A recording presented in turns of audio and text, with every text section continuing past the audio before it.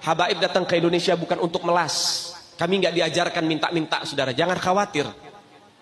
Habaib datang ke Indonesia bukan untuk meraup daripada harta, enggak. Kami tidak mencari jabatan, enggak. Kenapa? Itu bukan didikan dari keluarga kami.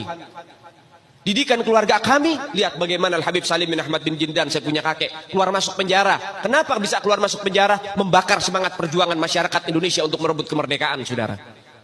Al-Habib Ali bin Abdurrahman Al-Habsyi Kuitang, beliau yang memfatwakan ketika tanggal 17 Agustus Soekarno membacakan teks proklamasi mendeklarasi daripada kemerdekaan Indonesia. Beliau di hari Jumat itu, ba'da Jumat beliau fatwakan, sekarang saya fatwakan setiap tanggal 17 Agustus wajib pasang bendera merah putih di rumah-rumah kalian. Siapa yang nyuruh? Itu fatwa Habib Ali bin Abdurrahman Al-Habsyi Kuitang.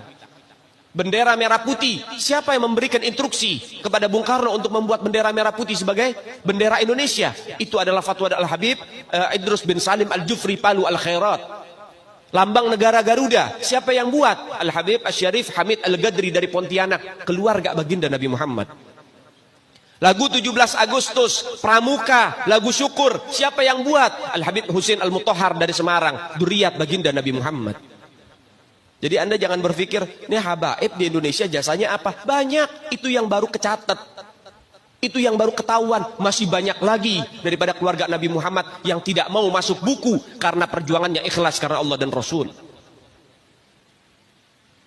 Banyak, saudara. Siapa Imam Bonjol? Semua pasti bilang pahlawan, betul apa enggak? Imam Bonjol pahlawan Indonesia bukan? Pahlawan nasional bukan? Sekarang siapa namanya Imam Bonjol? Al-Habib Muhammad Syahabuddin, beliau habaib dari kalangan bin Syahab. Imam Bonjol itu bin Syahab, masih daripada kakeknya Habib Rizik, saudara sekalian. Itu keluarga daripada Nabiuna Muhammad, keturunan Sayyiduna Muhammad. Banyak lagi dari kalangan para dzurriyyat Nabiuna Muhammad SAW yang jasanya besar di Indonesia, tapi kita nggak ada yang tahu. Kenapa? Karena itu kami nggak cari popularitas, kami nggak cari madah pujian, kami nggak cari tempat kedudukan, yang kami cari ridho Allah dan Rasulnya. Sehingga hal ini perlu diungkap, saudara sekalian. Bagaimana keluarga Nabi Muhammad jasanya besar, dan umat ini harus dihubungkan kembali dan dieratkan kembali kepada keluarga baginda Nabi Muhammad.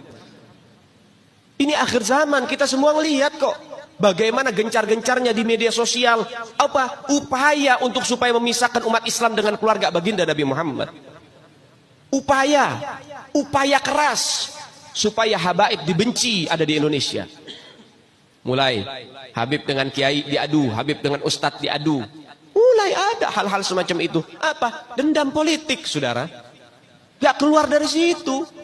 Karena dendamnya kepada Habib Rizik sehingga akhirnya demikian. Habib Rizik itu siapa? Keluarga Nabi Muhammad, keturunan Nabi Muhammad, cucunya Nabi Muhammad.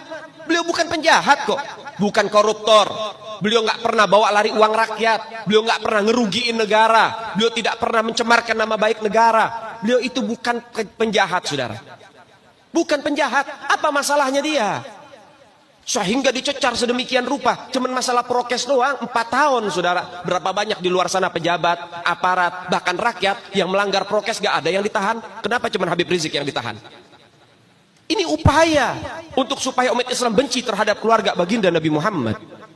Hati-hati, saudara sekalian. Nabi bilang, man mata ala bugdi ahlul bait mata yahudian atau nasranian. Siapa orang yang mati membawa benci kepada keluarga baginda Nabi Muhammad, dipastikan mati dalam keadaan Yahudi ataupun Nasrani, atau dalam bahasa daripada sederhananya mati dalam keadaan murtad. Sahabat tanya, wa in sama wa shalla ya Rasulullah, walaupun orang itu puasa, walaupun orang itu sholat, apa tetap hitung mati murtad?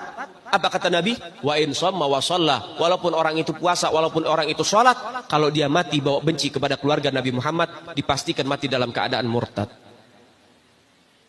Ini Nabi yang punya mau, bukan kita habaib. Dan seharusnya yang membahas masalah fadailul ahlul bait, keutamaan para habaib, bukan dari mulut saya, bukan dari mulut Habib Khalid wala Habib yang lain, bukan, tapi daripada mulut para guru-guru kita. Mereka yang lebih punya kewajiban untuk membahas masalah ini ke umat, saudara. Kenapa? Supaya tidak ada fitnah. Kalau saya yang bicara begini, akan ada pertanyaan, itu maunya Habib, itu maunya dia, itu mah dalil buat-buatan dia. Terserah Anda. Kita tinggal menyampaikan ini dalil, menyampaikan ini syariat.